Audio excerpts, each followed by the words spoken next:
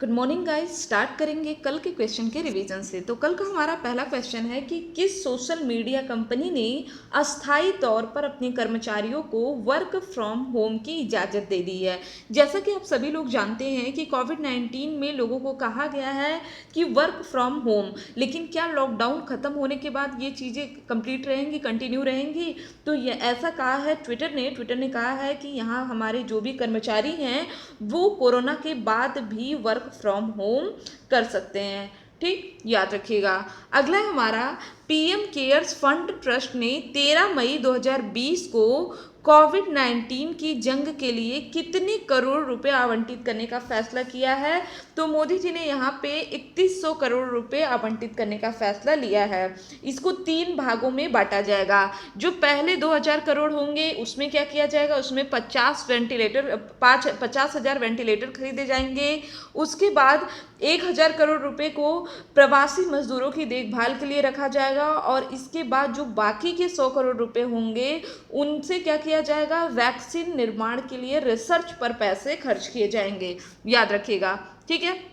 अगला है हमारा किस रिपोर्ट के अनुसार गत 40 वर्षों में पहली बार भारत के कार्बन उत्सर्जन में कमी दर्ज की गई है? तो ये रिपोर्ट आई है कार्बन ब्रीफ की। कार्बन ब्रीफ एक वेबसाइट है जिसने अपना विश्लेषण प्रस्तुत किया और बताया कि 40 वर्षों में भारत में पहली बार कार्बन उत्सर्जन में कमी दर्ज की गई है। नेक्स्ट है हमारा वित्त मंत्री निर्मला सीतारमण ने कितने प्रवासी मजदूरों के लिए 2 महीने तक मुफ्त राशन की घोषणा किया है? तो कुल 8 करोड़ प्रवासी मजदूरों के लिए मुफ्त राशन की घोषणा की गई है और इसमें कुल जो 3500 करोड़ रुपए का खर्च आएगा उसको कौन उठाएगा? उसको केंद्र सरकार उठाएगी। नेक्स्ट है हमारा आत्मनिर्भर भारत अभियान पैकेज के तहत केंद्र सरकार ने किसानों को वर्किंग कैपिटल फंड के तहत कितने करोड़ रुपए देगी? तो 30,000 करोड़ रुपए देगी। ठीक है, याद रखिएगा कितना, 30,000 करोड़ रुपए। और इसके अलावा 2.5 करोड़ नए किसानों को किसान क्रेडिट कार्ड दिया जाएगा।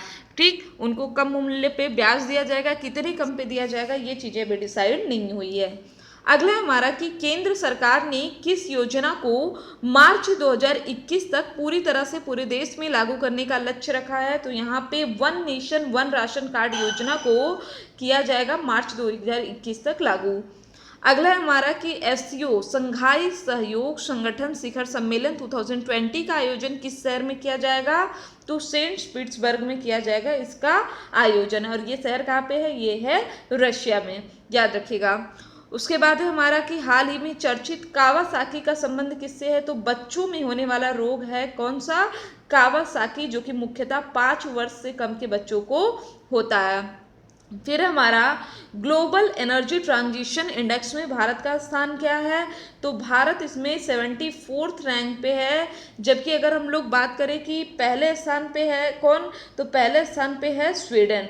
ठीक है, और लगातार 3 साल से स्वीडन पहले रैंक पे है, याद रखिएगा। सेकंड पे स्विट्जरलैंड है, थर्ड पे है फिनलैंड। इसमें कहा जा रहा है कि भारत ने जो एलईडी बल्ब वितरित किया और स्मार्ट मीटर की थोक खरीद किया, ये इसके लिए काफ़ी इम्पोर्टेंट रहा है और 2015 से भारत महत्वपूर्ण प्रगति की ओर है।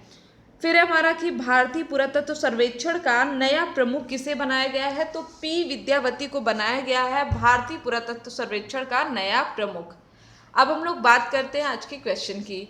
पहला क्वेश्चन हमारा कि भारत की अनुमानित जीडीपी का संस्था से मिलान करना है। ठीक है, तो अलग अलग संस्थाएं हैं जिनका जीडीपी जो है एजिप्शियन है वो अलग अलग होता है। जैसे अभी हाल ही में इसमें जो पुराने हैं, जो मैंने आपको कई बार पढ़ाया, जैसे एडीबी का मैंने आपको पढ़ाया था कि अकॉर्डिंग टू एडीबी भारत की जीडीपी कितनी होगी? 4% होगी। वर्ल्ड बैंक की बात करें तो 1.5 से लेकर के 2.8% के बीच में रहेगी। मूडीज ने अभी हाल ही में बताया कि कितना होगा? 0% होगा। जबकि संयुक्त राष्ट्र ने अभी रिपोर्ट में बताया कि भारत की जीडीपी 1.2% होगी। ठीक है, तो यहाँ पे पहला क्या हो जाएगा हमारा? बी। और अगर हम चारों ऑप्शन देखें तो इसमें एक ही में पहले स्थान पे बी है, तो राइट आंसर क्या हो जाएगा? ऑप्शन नंबर ए हो जाएगा हमारा राइट आंसर। अब इसके बारे में देख लेते हैं कि किस बिहाफ पे क्या क्या चीजें बोली गई हैं। ठीक, तो वित्त वर्ष 2021 में जो भारत की जीडीपी को ग्रो करने का अनुमान लगाया गया वो 5.5% से लगाया गया। हालांकि मूडीज ने भी भले ही 2020-21 में जीरो कर दिया, लेकिन 21 के बाद उन्होंने भी कहा है कि भारत की जीडीपी एक बार बहुत ही तेजी से विकास करेगी। सॉरी, ठीक। और अनुमान ये भी लगाया गया है कि जीडीपी कितनी पहुंच जाएगी, 5.5%। चलिए अगला क्वेश्चन हमारा कि आत्मनिर्भर गुजरात सहाय योजना से संबंधित निम्न कथनों की पुष्टि कीजिए। पहला कथन है हमारा, देखिए जो योजनाएं होती है ना, इनको आप ध्यान से पढ़ा करिए और कोशिश किया करिए कि आप इसका इम्प्लीमेंटेशन भी चेक कर सके कि क्या ये योजनाएं इम्प्लीमेंट हो रही हैं कि नहीं। ठीक, तो यहाँ पे है हमारा आत्मनिर्भर गुजरात सहाय योजना। इस योजना के तहत निम्न मध्यम आय वर्ग के लोग 2% वार्षिक ब्याज दर पर बैंकों से 1 लाख रुपए का गारंटी मुक्त ऋण प्राप्त कर सकते हैं। मतलब बिना किसी गारंटी से लोगों को 1 लाख रुपए तक का लोन दिया जा सकता है और उसमें ब्याज दर कितनी रखी गई है, 2%, जो कि बहुत ही कम है। ठीक, तो ये तो हमारा सही हो गया है। उसके बाद है हमारा वही राज्य सरकार, क्योंकि अगर हम लोग नॉर्मली अभी बैंक से जब भी ब्याज वगैरह का देखते हैं तो करीब 8%, 7%, 9% ऐसे ही रहता है। ठीक, और अभी सरकार क्या कर रही है कि इस योजना के तहत लोगों को 2% वार्षिक ब्याज की दर पे दे रही है लोन। तो अब सरकार क्या करेगी, इस योजना के तहत ऋण देने वाले बैंकों को 6% ब्याज का भुगतान करेगी। तो यहाँ पे ए और बी हो जाएगा, दोनों हमारा हो जाएगा राइट आंसर। ठीक है, पहला तो हो गया कि 1 लाख रुपए का गारंटी मुक्त ऋण प्राप्त हो रहा है जिसमें 2% वार्षिक ब्याज रहेगा। ठीक, और इसका उद्देश्य क्या है, आम जनता के समक्ष कोविड-19 के कारण उत्पन्न चुनौतियों का सामना करने में उनकी मदद करना। इस संबंध में सरकार द्वारा जारी किए गए जो निर्देश है उसके अनुसार योजना के तहत ऋण की अवधि 3 वर्ष की होगी और किस्त का भुगतान ऋण प्राप्ति के 6 महीने बाद शुरू होगा। ठीक, तो अपने आप में काफ़ी अच्छी स्कीम है। अगला हमारा, हाल ही में रॉबर्ट एजोवेडो ने अपने पद से इस्तीफे की घोषणा किया। उनका संबंध किससे है? तो क्या आप जानते हैं कि रॉबर्ट एजोवेडो कौन है? हाँ, आप सभी लोग जानते होंगे, वर्ल्ड ट्रेड ऑर्गेनाइजेशन, विश्व व्यापार संगठन के बारे में आपने सुना होगा, ये उसके महानिदेशक है। तो चलो ठीक है, यहाँ पे विश्व व्यापार संगठन के, लेकिन क्या ये 5वें महानिदेशक हैं? नहीं, ये 5वें महानिदेशक नहीं है बल्कि 6वें हैं। ठीक, तो इसीलिए मैं आपको कहती हूँ कि ये जो बारीकियाँ होती हैं, जो पॉइंट्स होते हैं, ये काफ़ी इंपॉर्टेंट होते हैं, इनको आप लोग ध्यान दिया करिए। अब इन्होंने अपने पद से इस्तीफे की घोषणा किया है। कब इस्तीफा देंगे ये? तो ये 31 अगस्त 2020 को इस्तीफा देंगे। शॉकिंग क्यों है? क्योंकि अभी आपको पता है कि कोविड-19 के कारण अर्थव्यवस्था कितनी तेजी से प्रभावित हो रही है। अब इस समय में जो लोग हैं उनको स्थिति को कैसे सुधारना, इस पे काम करना चाहिए, ना कि अपॉइंटमेंट है और इस्तीफा, इन सब चीज़ों पे नहीं। तो यहाँ पे केवल बी हमारा हो जाएगा सही, ऑप्शन नंबर 1 हो जाएगा राइट आंसर। ठीक, तो डब्ल्यूटीओ के महानिदेशक हैं जो कि 31 अगस्त को देंगे अपने पद से इस्तीफा। ठीक है, अब ये 6ठे महानिदेशक हैं, इनकी नियुक्ति हुई थी 1 सितंबर 2013 को 4 वर्ष के कार्यकाल के लिए, किंतु फरवरी 2017 में उन्हें दोबारा डब्ल्यूटीओ के महानिदेशक के रूप में नियुक्त कर दिया गया। तो इस प्रकार ये हो गए 6ठे महानिदेशक और इनका जो दूसरा कार्यकाल है ये 2021 सितंबर में समाप्त होने वाला था। ठीक, अब याद रखिए वर्ल्ड ट्रेड ऑर्गेनाइजेशन की स्थापना कब हुई थी? वह 1 जनवरी 1995। इसका मुख्यालय कहाँ है? स्विट्जरलैंड के जिनेवा शहर में। सदस्यता कितने देशों की है? 164 देशों की। अगला क्वेश्चन है हमारा, काफ़ी इंपॉर्टेंट भी है, कि अंतर्राष्ट्रीय परिवार दिवस के संबंध में निम्न कथनों की पुष्टि कीजिए। पहला तो है हमारा, विश्व भर में प्रत्येक वर्ष 15 मई को अंतर्राष्ट्रीय परिवार दिवस के रूप में मनाया जाता है। तो बिल्कुल सही बात है कि कब मनाया जाता है? 15 मई को परिवार दिवस के रूप में मनाया जाता है। और इस बार इसकी थीम क्या है? Families in the development, Copenhagen and Beijing +25। अब इसको थीम है तो यही, लेकिन किस रीज़न से, इसके बारे में हम लोग अभी डिटेल में डिस्कस करेंगे। पहली बार इसे कब मनाया गया था? 15 मई 1994 में इसको मनाया गया। तो हमारा राइट आंसर क्या हो जाएगा? ए, बी और सी तीनों सही है। ठीक, अब पढ़ लेते हैं इसके बारे में। इसका थीम थोड़ा सा आपको अटपटा लगा है, हालांकि पहले इसका उद्देश्य देख लेते हैं। इसका उद्देश्य है बड़े पैमाने पर परिवार प्रणालियों के लाभों के बारे में लोगों के बीच में जागरूकता फैलाना। और ये जो इसकी थीम रखी गई है, families in development, Copenhagen and Beijing +25, तो कोपेनहेगन घोषणा और बीजिंग प्लेटफॉर्म इस वर्ष अपनी 25वीं वर्षगांठ मना रहे हैं, इस वजह से इसको थीम में डाला गया है। ठीक, अब देख लेते हैं हम कोपेनहेगन घोषणा और बीजिंग प्लेटफॉर्म फॉर एक्शन के बारे में। वर्ष 1995 में बीजिंग और कोपेनहेगन के सम्मेलनों ने हमारे सामाजिक विकास में परिवार एवं इसकी भूमिका के महत्व को प्रस्तावित किया। ये जो दोनों चीज़ें हैं, बीजिंग प्लेटफॉर्म फॉर एक्शन और कोपेनहेगन घोषणा, तीनों ने क्या किया था, हमें परिवार और इसकी भूमिका के महत्व के बारे में प्रस्तावित किया और परिवार में सभी व्यक्तियों की भलाई के लिए एक पहल के रूप में अपने विश्वव्यापी मापदंडों को निर्दिष्ट करने में सहमति व्यक्त किया है। ठीक, 1995 में कोपेनहेगन में आयोजित सामाजिक विकास के विश्व शिखर सम्मेलन में विश्व के राष्ट्रों ने लोगों को विकास के केंद्र में रखने की आवश्यकता पर एक नई सहमति बनाई और कोपेनहेगन घोषणा को अपनाया। बीजिंग घोषणा क्या थी? 1995 में महिलाओं पर चौथे विश्व सम्मेलन के अंत में संयुक्त राष्ट्र द्वारा अपनाया गया एक संकल्प था। यह संकल्प क्या था? पुरुषों एवं महिलाओं की समानता को बढ़ावा देने पर आधारित था। ठीक है, तो इस वजह से इस बार इसकी थीम में इसको डाला गया है। अब बात आती है संयुक्त राष्ट्र की, तो देखते हैं संयुक्त राष्ट्र महासभा ने परिवार प्रणाली के महत्व को महसूस करते हुए 1993 में 15 मई को अंतर्राष्ट्रीय परिवार दिवस के रूप में घोषित किया और सबसे पहले इसे 15 मई 1994 में मनाया गया। ठीक, याद रखिएगा।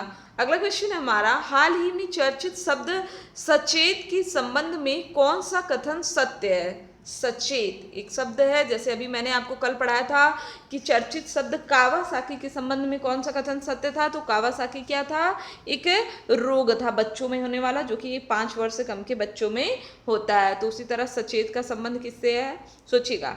कोरोना के प्रति लोगों को जागरूक करने के उद्देश्य से मध्य प्रदेश सरकार द्वारा चलाई गई पहल है। क्या लग रहा है? नाम से तो ये लग रहा है सही है, लेकिन बिल्कुल नहीं, गलत है। दूसरा हमारा, इसके माध्यम से लोगों के इम्यून सिस्टम से जुड़ी जानकारी प्रदान की जाएगी। तो यहाँ पे ये दोनों चीज़ें नहीं है, राइट आंसर क्या हो जाएगा? इनमें से कोई नहीं। अब ये एग्जैक्टली है क्या? देखिए, भारत के रक्षा मंत्री हैं राजनाथ सिंह। इन्होंने देश में ही, मतलब स्वदेशी निर्मित तटरक्षक बल के एक गश्ती जहाज जिसका नाम है सचेत और 2 इंटरसेप्टर नौकाओं को राष्ट्र को समर्पित किया। ठीक है, सचेत का डिजाइन एवं निर्माण किसने किया था? गोवा शिपयार्ड लिमिटेड ने इसे अत्याधुनिक नौवहन एवं संचार उपकरणों से सुसज्जित किया है। और इसका काम क्या है? तीव्र तलाशी है, बचाव अभियानों के लिए दोहरे इंजन वाले हेलीकॉप्टर, उच्च गति वाले 4 नौकाओं को ले जाने में सक्षम है। और इसके साथ साथ जब भी होता ना, एक घटना होती समुद्र में तेल फैलना, जिसकी वजह से बहुत से प्रॉब्लम होती है, तो उस प्रदूषण से भी निपटने के लिए सीमित प्रदूषण रोधी उपकरण ले जाने में भी सक्षम है। अब दूसरा बचता है इंटरसेप्टर नौकाएं, जिनका नाम है C-450 एंड 451। ये 2 नौकाओं को हजीरा स्थित लार्सन एंड टुब्रो शिपयार्ड ने इसको डिजाइन एवं निर्मित किया है। 30 मीटर लंबी ये नौकाएं 45 समुद्री मील, जिसे हम लोग नॉटिकल मील के नाम से जानते हैं, तेज गति से चलने में सक्षम है। तो अब यहाँ पे देखिए ऐप आ गया है। तो कुछ लोगों को ऐप में एक दिक्कत आ रही थी कि ऐप ओपन नहीं हो रहा, तो अभी इसको अपडेट कर दिया गया है। और देखिए, कोई भी नई चीज़ बनती है तो उसमें थोड़ी बहुत दिक्कत आती है, तो थोड़ा आप लोग पेशेंस रखा करिए। आप ही के लिए चीज़ें बनाई जा रही है और कहीं कोई चार्ज नहीं लिया जा रहा है। तो आप अगर कहीं कोई गलती होती है तो आप कमेंट करके बता सकते हैं कि हाँ। तो अभी मैं आपसे ये कहूँगी कि जिन लोगों में भी दिक्कत आ रही है वो क्या करें, जाए गूगल प्ले स्टोर में, ऐप को फिर से डाउनलोड करें, नया अपडेट आ गया है। ठीक, पूरा आपको ये इंश्योर किया जाता है, कोई दिक्कत नहीं होती। इन केस कोई दिक्कत होती है तो आप हमें कमेंट बॉक्स में बता सकते हैं। ठीक है, चलिए अगला हमारा कि हाल ही में चर्चित टूर ऑफ ड्यूटी संबंधित है किससे? तो देखते हैं। पहला हमारा कि अब भारतीय सेना द्वारा सामान्य नागरिकों को 3 साल के लिए सेना में शामिल करने से संबंधित एक प्रस्ताव है। राइट, बिल्कुल सही बात है। इस प्रस्ताव के अनुसार नागरिकों द्वारा सेना में शामिल होना पूर्णतः स्वैच्छिक होगा। तो राइट आंसर क्या हो जाएगा? ऑप्शन नंबर 3, 1 और 2 दोनों सही है। टूर ऑफ ड्यूटी याद रखिएगा। ठीक है। अगर इस प्रस्ताव को मंजूरी मिल जाती है तो यह अपनी तरह का पहला प्रस्ताव होगा जो देश के आम नागरिकों को भी सेना में शामिल होने का अवसर प्रदान करेगा। इसका मुख्य उद्देश्य क्या होगा?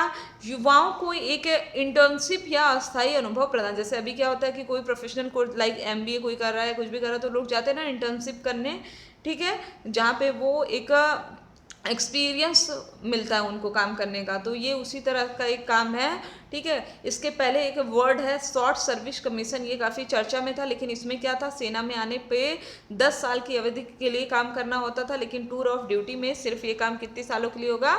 3 साल के लिए होगा। ओके, चलिए अगला क्वेश्चन हमारा कि किस राज्य के मुख्यमंत्री को राज्य विधान परिषद के लिए निर्विरोध चुना गया? मैंने आपको भी कुछ टाइम पहले बताया था कि महाराष्ट्र में चुनाव कराने की बात हो रही है। क्यों? क्योंकि वहाँ पे अभी जो मुख्यमंत्री हैं वो विधान परिषद के सदस्य नहीं थे, तो यहाँ पे महाराष्ट्र हो जाएगा हमारा राइट आंसर, ठीक है। उद्धव ठाकरे 8 अन्य उम्मीदवारों को हाल ही में विधान परिषद के लिए निर्विरोध निर्वाचित घोषित कर दिया गया है, ठीक है। इन्होंने पिछले साल 28 नवंबर को मुख्यमंत्री पद के रूप में शपथ लिया था, ठीक, याद रखिएगा। और 27 मई 2020 से पहले इनको राज्य विधानमंडल के दोनों सदनों का सदस्य बनने की आवश्यकता थी।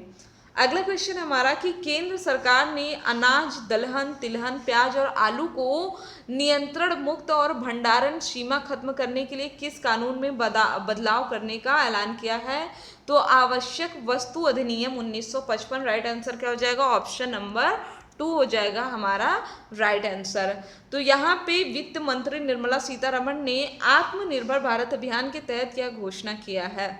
और केंद्र सरकार ने सबसे बड़ा कदम एग्रीकल्चर में प्रशासकीय सुधारों को लेकर उठाया है, ठीक, जिसमें क्या होगा, तिलहन, दलहन और कुछ अनाज के इस कानून के बाहर हो जाने से इसकी खेती करने वाले किसानों को फसल की बेहतर कीमत मिल सकेगी और भंडारण के लिए कोई स्टॉक सीमा भी नहीं लागू होगी। अब माइंड में आ रहा होगा कि आवश्यक वस्तु अधिनियम है क्या? तो सरकार इस कानून की मदद से आवश्यक वस्तुओं का उत्पादन, आपूर्ति और वितरण को नियंत्रित करती ताकि ये चीज़ें उपभोक्ताओं को मुनासिब दाम पे मिल सके।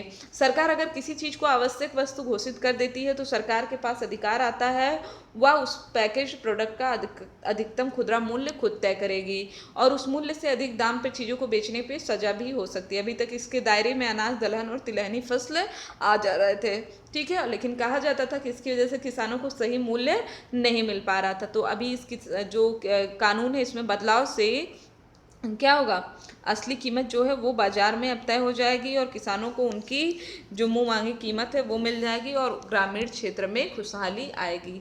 अगला क्वेश्चन हमारा कि पूर्व राष्ट्रीय टेबल टेनिस चैंपियनशिप मनमीत सिंह मालिया का निधन कब हुआ? तो 11 मई को इनका निधन हुआ। ये टेबल टेनिस चैंपियनशिप थे, ठीक है। इनको एक बीमारी हुई थी एमियोस्ट्रोफिक लेटरल स्क्लेरोसिस, ठीक है। तो ये इस बीमारी से पीड़ित थे। इसमें मांसपेशियां कमज़ोर हो जाती हैं और शरीर के मूवमेंट पे भी असर पड़ता है। ये इलाज कराने कोयम्बटूर भी गए थे, लेकिन बाद में क्या होता है, इनका निधन हो जाता है। अगला हमारा कि आलोचनाओं के बाद किस राज्य ने श्रमिकों के 12 घंटे तक काम करने की छूट संबंधित फैक्ट्री एक्ट के संशोधन की अधिसूचना को निरस्त कर दिया है? तो उत्तर प्रदेश। आपको मैंने अभी 2 दिन पहले बनाया था कि उत्तर प्रदेश का जो श्रम कानून है, लेबर लॉ है, उसमें चेंजेस किए जा रहे हैं, लेकिन इतना ज़्यादा विरोध होने लगा कि इसको निरस्त कर दिया गया, ठीक है, याद रखिएगा। तो आज के लिए बस इतना ही। वीडियो आपको कैसा लगा ज़रूर कमेंट बॉक्स में बताइए। इसके अलावा एक बार मैं फिर से कहूँगी कि जिन लोगों ने अभी तक ऐप को इंस्टॉल नहीं किया वो ऐप को इंस्टॉल कर लें और रेटिंग भी आप कर सकते हैं, रिव्यू भी दे सकते हैं। कोई भी इशू हो तो कमेंट कर दे, उस इशू को रिजॉल्व कर दिया जाएगा, ठीक। तो आज के लिए बस इतना ही। Thank you friends, thank you so much.